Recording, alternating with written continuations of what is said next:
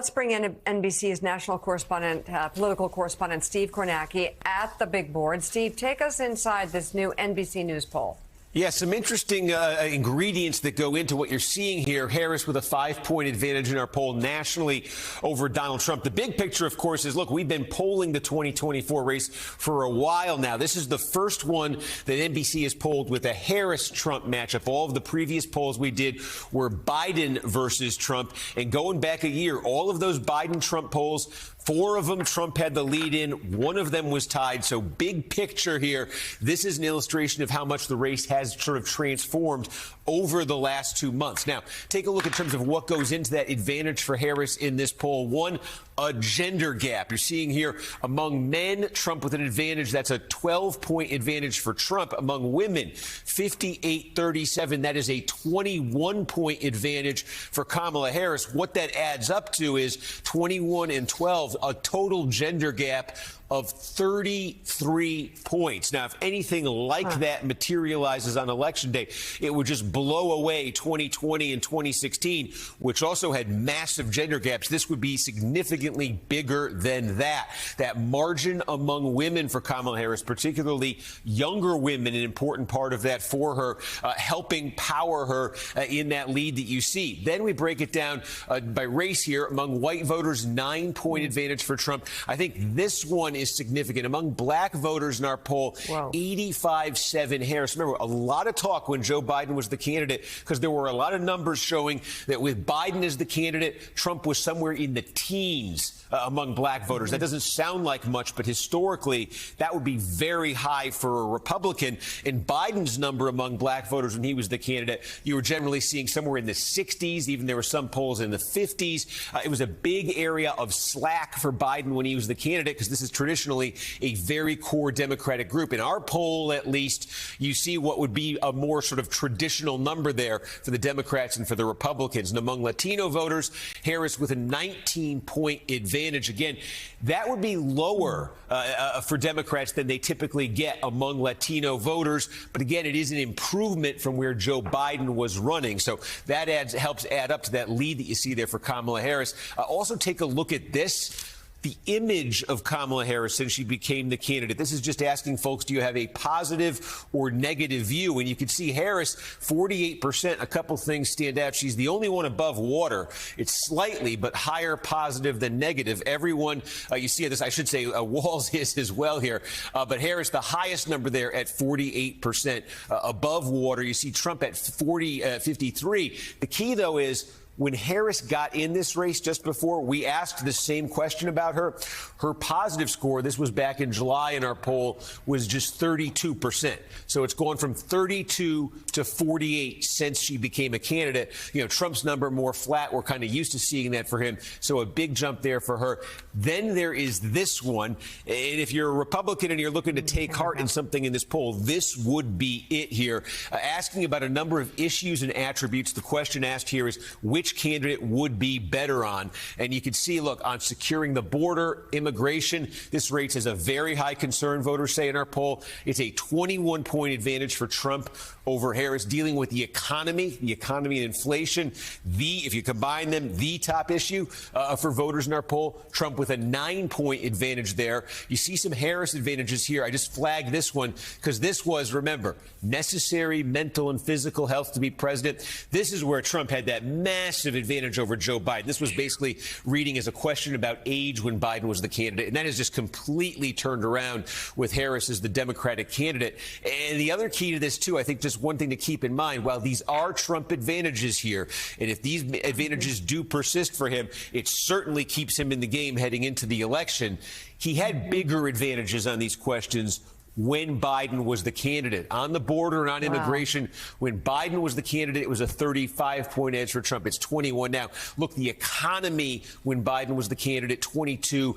It's 9 now. So, again, you're seeing the progress that Harris has made from where Biden was on a lot of these questions and with a lot of these groups. She is sort of, we say there was slack in the Democratic coalition. There were other issues, too. You could see that, sort of repairing that is why she is ahead in our poll right now. Although, again, as I say, the fact that Trump still has these advantages on the border and on the economy certainly do keep him in the game. You know, Steve, it's interesting. I mean, you look at the question about the health, the necessary mental and physical health, a 49-point shift there. I want to bring up another issue, though. I laughed when I saw it because for some reason I don't know why people who take polls before elections undervalue certain issues that end up having a huge impact and overvalue others. I will tell you, as you know better than me, the border has always like in 2018, Republicans ran on it. 2020, they ran on it. 2022, they ran on it. They demagogued it. Looked like a huge issue. Ended up not being that big of an issue. But abortion in 2022, before the election, and polls just like this, like 5-6% of people said abortion was the most important issue. And then the exit polls started showing up in 22, and you saw that it was a third of voters who actually saw that. In this poll, I think that you have the same thing where only 6% of respondents said that abortion was the top issue. And yet we just know the history of elections since Dobbs, that it's going to play a much bigger impact than that. I'm curious, do you have any theories on why people undervalue that issue before the election and then on election day in 22, 23, it jumped so much? Yeah, there's a couple ways of thinking about it. I mean, my sort of take on it is if you think about the special elections that we've had since the Dobbs decision in 2022, you know, a special election for Congress, that sort of thing. Remember, there was a big one on Long Island earlier this year, Tom Suozzi, the Democrat, winning. I think it's pretty clear to me that abortion has been a major factor in the Democrats doing consistently very well in these special elections. And a big reason for that is in the special elections, the overall turnout tends to be lower, obviously much lower than it is like in a presidential election. And so abortion becomes a big motivating factor that I think disproportionately gets Democratic voters out to the polls in these special elections. And I think it's a big reason why the Democrats have had success in the special elections. The question it raises, though, is obviously when you get to a presidential election, now you're talking, I don't know, 140, 150, maybe 160 million people voting in a presidential election. Does it have that same sort of disproportionate effect when just you have such a maximum, you know, such a huge pool of voters?